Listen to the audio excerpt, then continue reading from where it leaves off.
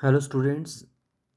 आज मैं second book 102 से जो आपका पहला चैप्टर है अल्काइल हैलाइड्स, और उसमें जो एक ऑप्शन और है एरोमेटिक हाइड्रोकार्बन्स। तो मैं इसमें जो आपका जो सेक्शन चूज़ कर रहा हूँ वो है alkyl halide and aryl halides. Aromatic hydrocarbon भी है, लेकिन जो आपके जो मार्क्स आएंगे वो 10 मार्क्स जो है अल्काइल हैलाइड्स और एराइल हैलाइड्स होंगे, और उसके जो ऑप्शन में होगा वो एरोमेटिक हाइड्रोकार्बन होगा। तो हम इसमें डिस्कस करेंगे, जिस सेक्शन में जो हम लेंगे वो होगा अल्काइल हैलाइड और एराइल हैलाइड। तो ये है आपकी 102 बुक। तो इसमें हम जो डिस्कस करेंगे alkyl halide and aryl halide. तो अल्काइल हैलाइड को हम इस तरह से लिख सकते हैं RX,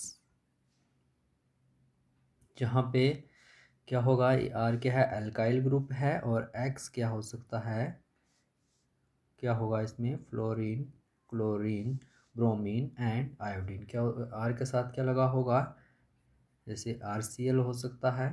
अगर आर है अल्काइल है तो CH3 होगा, तो मिथाइल क्लोराइड। तो इस तरह से हम बताते हैं। जैसे हमारे पास एरोमेटिक में हम इस तरह से बनाते हैं तो बेंजाइल क्लोराइड, बेंजीन, क्लोरोबेंजीन बोलते हैं। लेकिन अगर हम इस तरह से ये दिया गया है और CH2Cl है तो उसको हम बेंजाइल क्लोराइड बोलते हैं। तो इसको बोलते हैं हम alkyl halide. Classification of alkyl halide according to the class of the carbon atom that the halogen is attached to. तो इसमें अल्काइल हैलाइड के डिफरेंट क्लासेस हैं। फर्स्ट है आपकी प्राइमरी अल्काइल हैलाइड। तो ये आपका जैसे RCH3 होता है सिंपल अल्काइल हैलाइड। अगर एक हाइड्रोजन की जगह हम जो है RCH2 एक्स आ जाएगा तो उसमें क्या बनेगा, primary alkyl halide. Secondary alkyl जब R2CHX होगा, मीन्स दो अल्काइल आ जाएंगे, तो उसमें वो जो नाम होगा सेकेंडरी अल्काइल हैलाइड बोलते हैं। और टर्शरी अल्काइल हैलाइड जब R3 तीन अल्काइल ग्रुप होंगे और एक कार्बन होगा और साथ में क्या है, हेलोजन अटैच होगा, तो उसको हम टर्शरी अल्काइल हैलाइड बोलेंगे। तो अल्काइल हैलाइड क्या हैं कि आपके पास कोई अल्काइल ग्रुप है उसके साथ हेलोजन अटैच है, तो उसको हम बोलते हैं अल्काइल हैलाइड। अल्काइल हैलाइड के तीन टाइप हैं, primary alkyl halide, secondary alkyl halide और टर्शरी अल्काइल हैलाइड। उसके बाद आएगा नेमिंग ऑफ अल्काइल हैलाइड्स की है। अगर हम IUPAC सिस्टम से जो नोमेनक्लेचर है उससे हम अल्काइल हैलाइड की नेमिंग कैसे करते हैं, तो उसमें पहला पॉइंट है find longest chain, name it as a parent chain. उसके बाद है कंटेन्स डबल और ट्रिपल बॉन्ड इफ़ प्रेजेंट। अगर पेरेंट चेन हो सकती है, अगर डबल बॉन्ड है तो पेंटीन, जैसे 5 होगा तो पेंटीन, ट्रिपल होगा तो पेंटाइन, अगर कोई बॉन्ड नहीं होगा तो पेंटेन। उसी तरह अगर कोई बॉन्ड नहीं होगा तो हेक्सेन, डबल बॉन्ड होगा तो हेक्सीन, अगर ट्रिपल बॉन्ड होगा तो hexyne. Number from the end nearest any substituent alkyl और हेलोजन। तो आपने नंबरिंग वहाँ से करनी है जहाँ से ये जो आपका CH3 और आपका हेलोजन जो है उस चेन के करीब हो। जैसे ये वाली इसमें देख सकते हैं कि नंबरिंग कहाँ से होगी, इससे होगी, इससे की हुई, क्योंकि जो आपका अल्काइल ग्रुप है इस कार्बन के नज़दीक है और ये जो ब्रोमीन है इससे इस साइड से दूर है। तो आप यहाँ से नंबरिंग करेंगे 1 2 3 4 5 6 7। तो इसमें 7 कार्बन है, तो मीन्स क्या है, कोई डबल बॉन्ड नहीं है, तो इसमें आपको क्या आएगा, हेप्टेन। और उसके बाद आपने देखना है कि सेकंड पोजीशन पे जो आपका क्या है, मिथाइल लगा हुआ है, फिफ्थ पोजीशन पे ब्रोमीन लगा हुआ है, फोर्थ पोजीशन पे मिथाइल है। तो हम क्या करेंगे, पहले हेलोजन की नेमिंग करेंगे, हेलोजन की पोजीशन के बताएंगे। तो इसमें क्या है, जैसे इस तरह से बोल सकते हैं 5 ब्रोमो, फिर उसके बाद आएगा 2 और 4, 2 और 4 पे दो मिथाइल है, 2 4 डाई मिथाइल। और आपकी जो पेरेंट चेन है उसमें कोई भी डबल बॉन्ड नहीं है, कोई भी ट्रिपल बॉन्ड नहीं है, सिंगल एल्केन चेन है, तो उसमें 7 कार्बन है, तो मीन से क्या है, heptane. 5 bromo 2 4 di methyl heptane. Second है इसमें भी आपका जो इसमें क्या है कि इसमें जो आपका हैलोजन है वो इस कार्बन के जो कि टर्मिनल कार्बन के बिल्कुल करीब है, और ये जो मिथाइल है ये टर्मिनल कार्बन से दूर है, तो नंबरिंग अब यहाँ से होगी। तो इसमें क्या है, क्योंकि हैलोजन की नेमिंग हमने पहले करनी है 2 ब्रोमो, उसके बाद जो आपका मिथाइल है 4th पोजीशन पे है और 5th पोजीशन पे है। फिर आएगा 2 4 5 डाई मिथाइल और साथ में 7 कार्बन हैं और कोई भी बॉन्ड नहीं है, डबल और ट्रिपल बॉन्ड। तो ये क्या होगा, 2 ब्रोमो 4 5 डाई मिथाइल हेप्टेन। तो इस तरह से आपने नेमिंग करनी है अल्काइल हैलाइड्स की।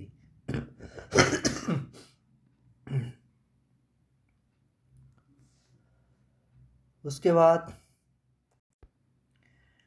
इसके बाद जो होगा, नेमिंग इफ़ टू हैलाइड्स और एल्काइल और equally distant from the ends of chain की। ऐसा कंपाउंड होगा जिसमें मिथाइल और आपका जो हैलोजन है वो चेन से इक्वल डिस्टेंस पे होंगे। तो उसमें क्या होगा कि आपके लिए अल्फ़ाबेट कि आपका अल्फ़ाबेट में अगर ये वाला ब्रोमीन है तो ब्रोमीन बी पहले आ रहा है, मिथाइल एम जो बाहर आ रहा है, तो अल्फ़ाबेट के थ्रू चलेंगे। तो अल्फ़ाबेट में ब्रोमीन पहले आता है, वी पहले आता है, वी वर्ड। तो हम ब्रोमीन को जो है इस साइड से नंबरिंग करेंगे। फिगिन at the end nearer the substituent whose name comes first in the alphabet. तो आपका ब्रोमीन में बी है और मिथाइल में एम है, तो अल्फ़ाबेट में ब्रोमीन पहले आता है और मिथाइल एम बाद में आता है, इसलिए हम इस साइड से नंबरिंग करेंगे। तो इसमें क्या होगा, 1 2 3 4 5 6। तो ब्रोमीन सेकंड पोजीशन पे, मिथाइल 5th पोजीशन पे है, तो हम हैलोजन की नेमिंग पहले करते हैं। तो 2 ब्रोमो, उसके बाद क्या है 5 मिथाइल और उसमें 6 कार्बन हैं, तो क्या बनेगा, कोई भी डबल और ट्रिपल बॉन्ड नहीं है, और ये होगा 2 ब्रोमो 5 मिथाइल हेक्सेन। नहीं होगा 5 ब्रोमो 2 मिथाइल हेक्सेन, क्योंकि आपका ब्रोमीन में जो वी वर्ड है वो अल्फ़ाबेट में पहले आ रहा है और मिथाइल में एम है जो अल्फ़ाबेट में बाहर बाद में आ रहा है, इसलिए हम नेमिंग करेंगे इस साइड से।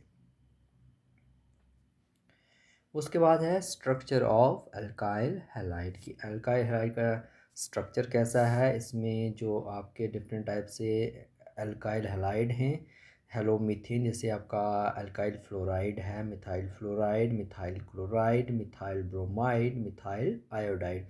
उनकी बॉन्ड लेंथ क्या है, उनकी बॉन्ड स्ट्रेंथ क्या है और डाइपोल मोमेंट क्या है उसमें। तो इसमें हमने बताना है कि आपका जो सी एक्स बॉन्ड मीन्स जो अल्काइल हैलाइड, एक तो कार्बन है और जैसे मिथाइल है और साथ में क्या है, हैलोजन है।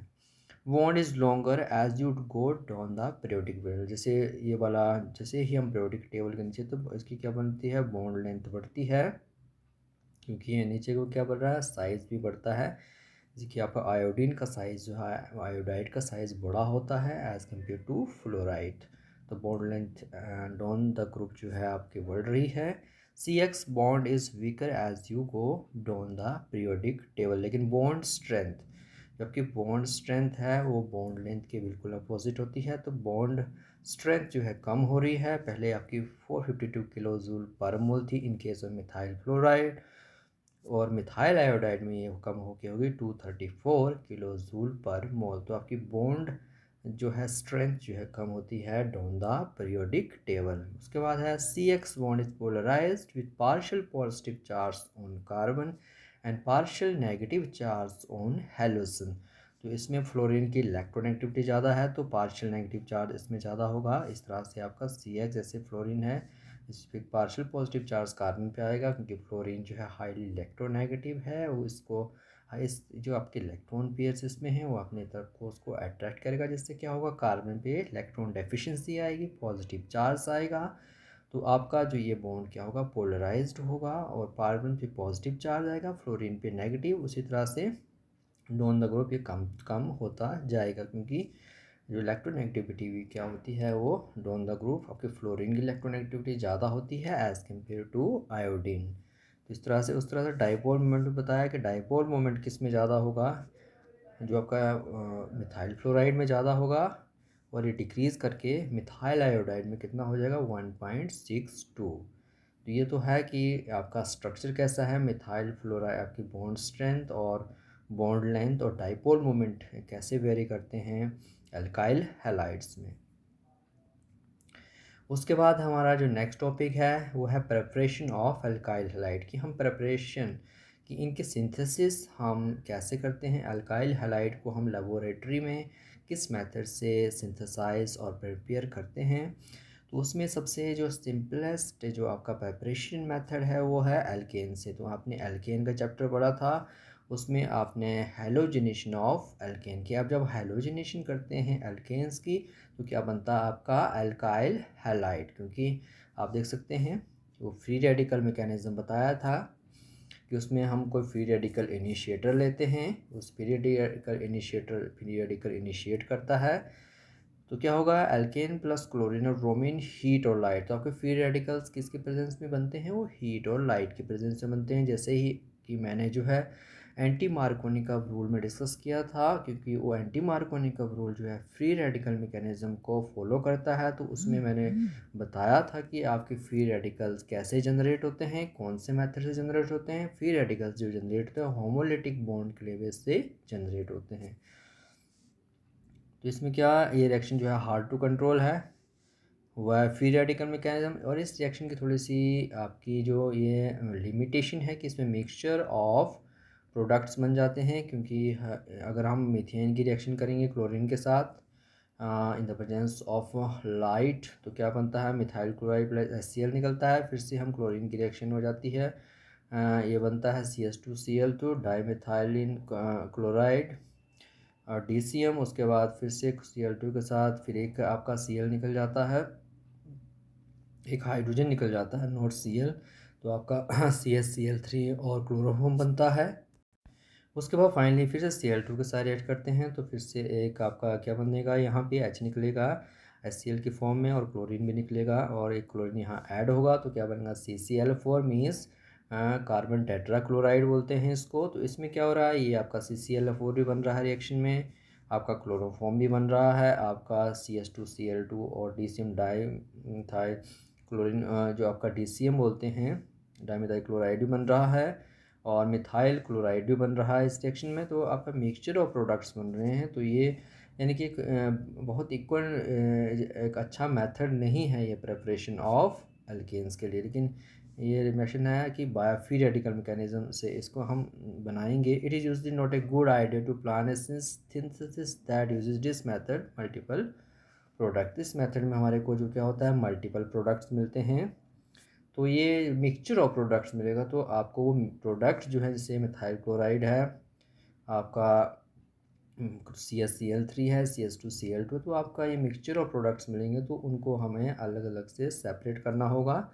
तो इसमें यह है आपका preparation of alkyl halide from alkanes by free radical halogenation of alkanes. उसके बाद जो मेथड है preparing alkyl halides from alkenes. Alkyl halide from addition of HCl, HBr, HI to alkenes give Markovnikov product। तो हमने मार्कोनिकव rule discuss किया था कि हम एल्कीन की रिएक्शन करते हैं हाइड्रोजन हैलाइड के साथ तो क्या बनता था आपका alkyl halide type of product बनते थे। उसमें रिएक्शन किया था कि हमने प्रोपीन की रिएक्शन HCl HBr के साथ की थी, HCl के साथ रिएक्शन नहीं होती है, HBr के साथ की थी, तो उसमें हमारा मार्कोनी का प्रोडक्ट बना था। तो इसमें क्या होगा, जैसे ये रिएक्शन होगी 2 मिथाइल प्रोपीन है हमारा HCl के साथ एक्ट करेंगे तो इसमें जो आपका प्रोडक्ट बनेगा ये आपका 2 मिथाइल प्रोपेन जो है वो आपका प्रोडक्ट बनेगा। और आपका हाइड्रोजन जो कहाँ पे जाएगा, अक्रॉस द डबल बॉन्ड वहाँ पे जाएगा जहाँ पे ज़्यादा हाइड्रोजन होंगे और क्लोरीन वहाँ पे जाएगा जहाँ पे कम हाइड्रोजन होंगे। तो इस तरह से ये आज जो है CS2 के पास जा रहा है तो आपका ये बन रहा है tertiary butyl carbocation. Tertiary butyl carbocation is more stable then primary.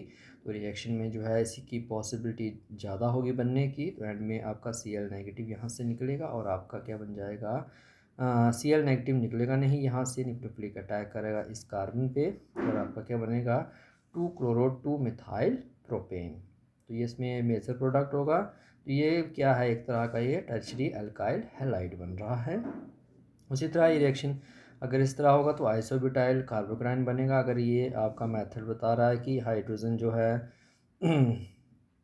आपके इस कार्बन पे अटैच हो रहा है और CS2 जो है यहाँ पे जा रहा है तो इसमें क्या होगा कि जो मिथाइल प्राइमरी कार्बोकेटाइन बनेगा और जब Cl नेगेटिव यहाँ पे अटैक करेगा तो इस तरह से 1-chloro-2 मिथाइल प्रोपेन, जो कि मार्कोनी का रूल को फॉलो नहीं कर रहा है, क्योंकि अगर ये जब कार्बोकेटाइन बना है, यहाँ प्राइमरी कार्बोकेटाइन बना है और इस वाले केस में टर्शियरी कार्बोकेटाइन बना है, टर्शियरी कार्बोकेटाइन की पॉसिबिलिटी ज़्यादा होती है क्योंकि वो मोर स्टेबल होता है as compare to primary and secondary carbocation. तो ये वाला प्रोडक्ट बनेगा आपका टर्शियरी अल्काइल हैलाइड। तो इसमें जो आपका क्या बन रहा है, एल्कीन से क्या बन रहे हैं, अल्काइल हैलाइड बन रहा है थ्रू एंटी मार्कोनी का रूल।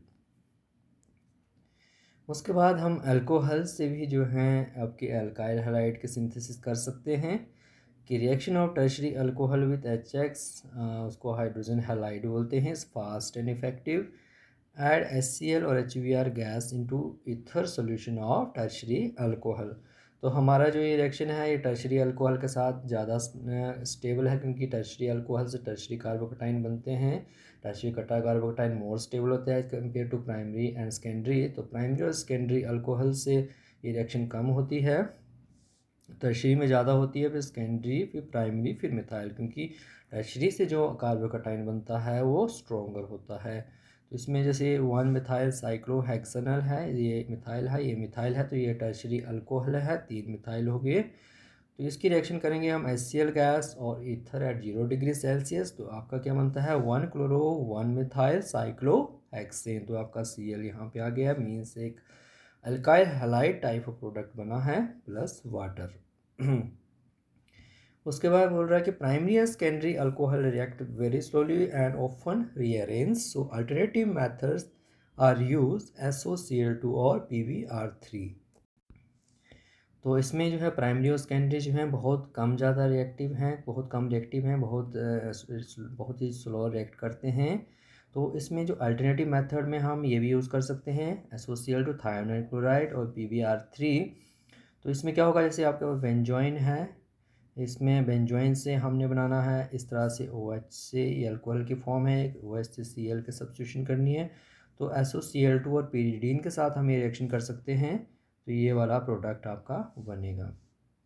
उसके बाद अगर ट्यूबेटानॉल से हमने 2-ब्रोमोब्यूटेन बनाना है, OH की जगह हमने ब्रोमीन को लाना है, तो इसमें क्या होगा, इस तरह से PbR3 के साथ रिएक्शन करेंगे in the presence of ether at 35 degree Celsius, तो आपका OH निकल जाएगा और Vr इसमें रिएक्शन में आएगा और आपका इस तरह से फास्फोरस एसिड भी निकलेगा इसमें, तो ये बनेगा 2-ब्रोमोब्यूटेन। तो ये है preparation of alkyl halide from alcohol. उसके बाद लास्ट है preparation of alkyl halides from alcohol and hydrogen halide. तो यही वाला आपका मेथड था कि अल्कोहल की रिएक्शन की हमने लास्ट जो पढ़ी थी HX के साथ, और इस तरह से ये अल्काइल हैलाइड बना। अल्कोहल रिएक्टिविटी कि टर्शरी अल्कोहल जो है मोस्ट एक्टिव होगा और लीस्ट एक्टिव क्या होगा आपका प्राइमरी और मिथानॉल, क्योंकि टर्शरी मोर एक्टिव इसलिए क्योंकि आपका रिएक्शन में क्या बनता है, कार्बोकेटाइन बनता है। कार्बोकेटाइन जो है मोर स्टेबल होता है as compare to secondary, primary carbocation से स्टेबल होता है, इसलिए टर्शरी की जो पॉसिबिलिटी हो रिएक्शन में बनने की बहुत ज़्यादा होती है, इसलिए जो टर्शरी जो है मोस्ट रिएक्टिव होता है इस रिएक्शन में, और प्राइमरी मिथानॉल और सेकेंडरी क्या होते हैं, लीस्ट रिएक्टिव। उस तरह से हाइड्रोजन हैलाइड की रिएक्टिविटी भी है कि मोस्ट एक्टिव कौन से होंगे, ये HI HBr जो है मोस्ट रिएक्टिव होंगे। इसमें HI में जो आयोडीन आयोडाइड क्या होता है कि बहुत ही अच्छा लिविंग ग्रुप होता है, लेकिन फ्लोरीन और क्लोरीन जो है जब हम रिएक्शन से निकलते हैं तो ये ईजिली नहीं निकल पाते हैं in the case of fluoride and chloride ions. तो iodide ions in case of HI जो है बहुत अच्छा लिविंग ग्रुप है, इसलिए जो रिएक्टिविटी ऑफ हाइड्रोजन हैलाइड होगी वो HI greater than HBr HCl and last में क्या सबसे कम रिएक्टिव कौन सा होगा, HF। उसके बाद है physical properties of alkyl halide कि अल्काइल हैलाइड पोलर हैं या नॉन पोलर हैं, किस तरह के कंपाउंड हैं ये। Alkyl halides are weak polar molecules, they exhibit dipole dipole interaction because of the their polar CX bond, but because of the rest of the molecule contains only CC and CH bonds, they are incapable of intermolecular hydrogen bonding। तो इसमें क्या होगा कि आप तो पता है कि CH3Cl बताया हुआ है, क्लोरीन जो है हाईली इलेक्ट्रो नेगेटिव है, ये करते रहता है अपने कार्बन जो कि इलेक्ट्रॉन्स हैं इसके बीच में वो अपनी तरफ अट्रैक्ट करता है। अट्रैक्ट करने से क्या होगा, डिस पे डेल्टा नेगेटिव चार्ज आता है और कार्बन पे क्या आता है, डेल्टा पॉजिटिव चार्ज। तो इसमें क्या हो रहा है कि एक क्या हो रहा है, डाइपोल डाइपोल इंटरेक्शन हो रहा है, यहाँ पे डाइपोल टाइप बन रहा है, यहाँ पे पॉजिटिव और नेगेटिव आ रहा है, मीन्स ये पोलर टाइप ऑफ बॉन्ड बन रहा है। लेकिन जो आपके साथ में जो बॉन्ड है कार्बन और हाइड्रोजन के भी 3 बॉन्ड हैं, ये कौन किस तरह के बॉन्ड हैं, ये नॉन पोलर। तो इस तरह के कार्बन और कार्बन और कार्बन और कार्बन कार्बन हाइड्रोजन बॉन्ड इसके क्या है, ये non polar type of bond है और इसमें incapable of intermolecular hydrogen bonding नहीं होती है। तो ये पोलर ना होने से क्या है, एक वीक पोलर है। तो आपके जो अल्काइल हैलाइड हैं वो क्या है, वीक पोलर। उसके बाद कुछ physical properties of alkyl halides हैं। First one is boiling point and melting point. Alkyl halides have higher boiling point and melting point than alkanes having same number of carbons। जैसे आपका ये simple alkane है ethane, और ये आपका ethyl bromide, इसका boiling point ये है आपका -89 डिग्री और इसमें प्लस में बॉइलिंग पॉइंट 39 डिग्री सेल्सियस। तो आपका अल्काइल हैलाइड का जो बॉइलिंग पॉइंट क्या होता है, ज़्यादा होता है as compare to simple alkanes, कि उसमें क्या आ जाता है, halogen. Boiling point and melting point increases as the size of R increases. तो आपका साइज जो है, रिंग का साइज, जैसे आपका ये CH3CH2Cl है, इथाइल क्लोराइड है और ये प्रोपाइल क्लोराइड है।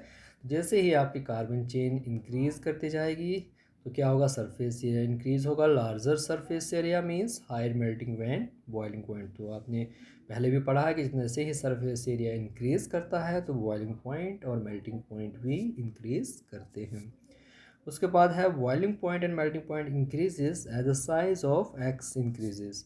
एक्स मीन्स जो आपका हेलोजन, तो है जैसे ही हेलोजन का साइज इंक्रीज कर जाता है, जैसे आप ब्रोंजा ग्रुप आते हैं आयोडाइड के केस में, ब्रोमीन के केस, और क्लोरीन में कौन सा होगा, क्लोरीन और ब्रोमीन में ब्रोमीन का साइज बड़ा होता है। तो इसमें क्या है, जैसे इस तरह से है इथाइल क्लोराइड, इथाइल ब्रोमाइड। तो इथाइल ब्रोमाइड में जो ब्रोमीन है उसका साइज ज़्यादा है, लार्जर सरफेस एरिया है, more polarizable hydrogen, higher melting and boiling point. Highly यहाँ पे पोलराइजेशन ज़्यादा होगा एज़ कम्पेयर टू क्लोरीन। तो इस तरह से आपके जो इस केस में जो है मेल्टिंग पॉइंट और बॉइलिंग पॉइंट ज़्यादा होगी than that of this case. उसके बाद सॉल्युबिलिटी है कि ये आपका RX alkyl halide soluble in organic solvents क्योंकि यह वीक पोलर है, पोलर मॉलिक्यूल नहीं है। पोलर मॉलिक्यूल क्या होता है, वो ऑर्गेनिक सॉल्वेंट में उतना इजीली सॉल्युबल नहीं होते हैं। और अल्काइल हैलाइड क्या होता है, इनसॉल्युबल इन वाटर। तो आपका अल्काइल हैलाइड क्या है, वीक पोलर है, ये बहुत ही स्ट्रांगली पोलर नहीं है। अगर ये स्ट्रांगली पोलर होता तो ये वाटर में क्या होता, सॉल्युबल होता। तो इसलिए ये क्या है, इनसॉल्युबल इन वाटर है और सॉल्युबल इन ऑर्गेनिक सॉल्वेंट्स हैं। ऑर्गेनिक सॉल्वेंट कौन से हैं, जैसे आपके क्लोरोफॉर्म है, आपका मिथनॉल है, आपका हेक्सेन है, इथाइल एसीटेट है, ये क्या है, ऑर्गेनिक सॉल्वेंट्स।